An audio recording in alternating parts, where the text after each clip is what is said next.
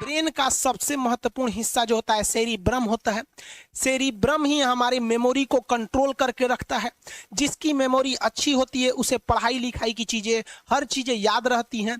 तो इसको नापने का भी कोई ना कोई एक यूनिट होना चाहिए ना। जैसे हम आपको गेहूं देंगे तो तुरंत ही उसको किलो में नापिएगा, चावल देंगे तो किलो में नापिएगा, कपड़ा देंगे तो मीटर में नापिएगा, गैस देंगे तो वॉल्यूम में नापिएगा, एमएल में नापिएगा, में लीटर में पानी नापिएगा। उसी तरह से हम कितना देर याद रखते हैं इसको काटेक्स में नापते हैं।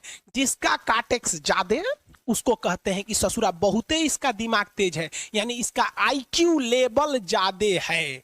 और जिसका काटेक्स यानी याद रखने की क्षमता कम है उसे कहते हैं कि इसका काटेक्स कम है, यानी आईक्यू लेवल इसका कम है। समझ में आ गया कि नहीं आ गया? किसी को दिक्कत? अब हम आपको एग्जांपल देते हैं।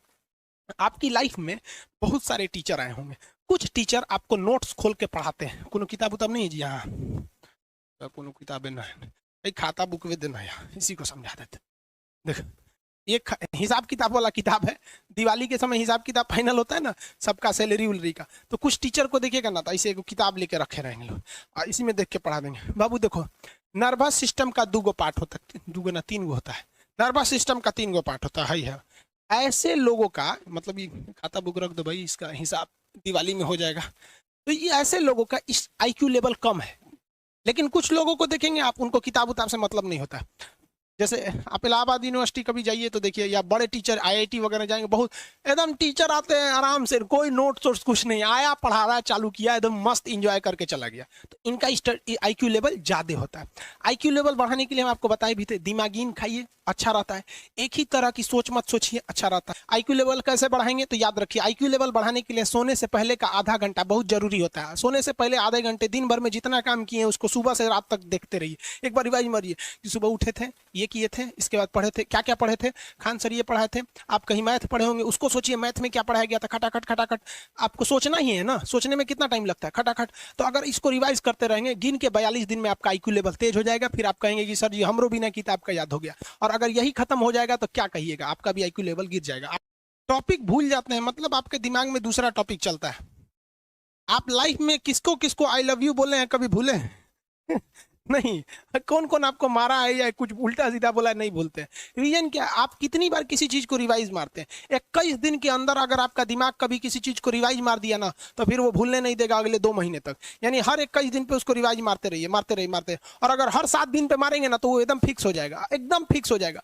हम लोग को क्या है भैया, दिन रात पढ़ाते पढ़ाते पढ़ाते पढ़ाते आदमी पगला जाता है। इसलिए अब कोई नींद में भी पूछेगा, खान सर स्वायत्त तंत्रिका तंत्र किसे कहेंगे? स्वायत्त में कुछ नहीं आएगा, ये आ जाएगा आपका सिंपैथेटिक और पैरासिम्पैथेटिक, बस यही आ जाएगा। क्यों इतना जल्दी जल्दी जल्दी जल्दी रिवाइज मारा आदमी? ये हमारा सब कॉन्शियस माइंड में घुस गया है। सब कॉन्शियस, देखिए कॉन्शियस माइंड उसे कहते हैं जिस पर हमारा कंट्रोल रहता है। जैसे हमसे कोई पूछेगा कि आप भी अगर पूछेंगे कि खान सर जो 1 हफ्ता क्लास नहीं लिए थे कहाँ थे, तो हम सोचने लगेंगे ये स्टूडेंट है, इससे हर बात क्या बताएगा आदमी कि किस डॉक्टर के पास थे, कहाँ गए थे। नॉर्मल बोल देंगे बाबू थोड़ा सा मेडिकल हेल्थ इशू था इसलिए चले गए। लेकिन अगर मम्मी पापा पूछेंगे तो हर चीज बताएंगे। तो जो चीज हमारे कंट्रोल में नहीं रहता है वो उसे क्या कहते हैं, सब कॉन्शियस माइंड। जैसे कोई हमारा नाम पूछेगा, खटाक से बता देंगे खान सर, समझ में आ गया कि नहीं आएगा?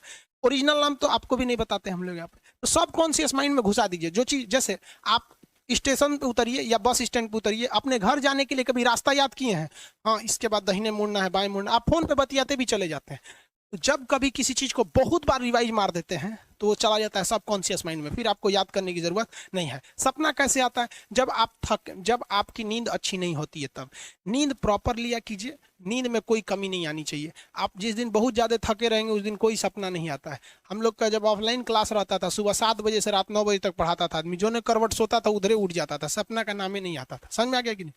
जब भी आपके बॉडी में ऑक्सीजन की कमी आएगी वो चीज दर्द करने लगेगा। जैसे आप दौड़ेंगे तो आप सांस ज्यादा नहीं ले पाते, ऐसे लेते हैं तो बॉडी में सांस नहीं पहुंच पाता और हाथ पैर में आपके लैक्टिक एसिड जम जाता है, जिसलिए दर्द करने लगता है। तो जब कभी भी मेहनत करने लगेंगे या फिर दब हो जाएगा तो ब्रेन दर्द करने लगता है। दूसरा, कोमा क्या होता है? ब्रेन हमेशा वर्किंग करते रहता है। अगर वो रेस्ट में चला गया तो उसी को कोमा कहते हैं। अब परमानेंटली रेस्ट में चला गया तो मरिए जाएंगे। बेहोशी में क्या होता है कि ब्रेन और स्पाइनल कॉर्ड का संपर्क टूट जाता है। ब्रेन और स्पाइनल कॉर्ड का संपर्क टूट जाता है तो उसी को क्या कहते हैं? बेहोश हो गया है। पानी उनी छिड़केंगे ना तो स्पाइनल कॉर्ड में उसमें संपर्क जुट जाएगा। लेकिन ब्रेन और स्पाइनल कॉर्ड काम ही नहीं कर रहे हैं तो कोमा में चले गए। कोमा को हाफ डेथ कहा जाता है, आधा मरा हुआ व्यक्ति है। जो व्यक्ति कोमा में चला जाता है ना, कोई जरूरी नहीं है कि वापस आएगा ही आएगा, लेकिन बेहोश है तो कोई दिक्कत नहीं, पानी फेंकिए मार देगा उसको। कहते हैं लोग बिहार में लोग दांत लग गया, फीट मार दिया, पानी फेंकिए सही हो जाता है।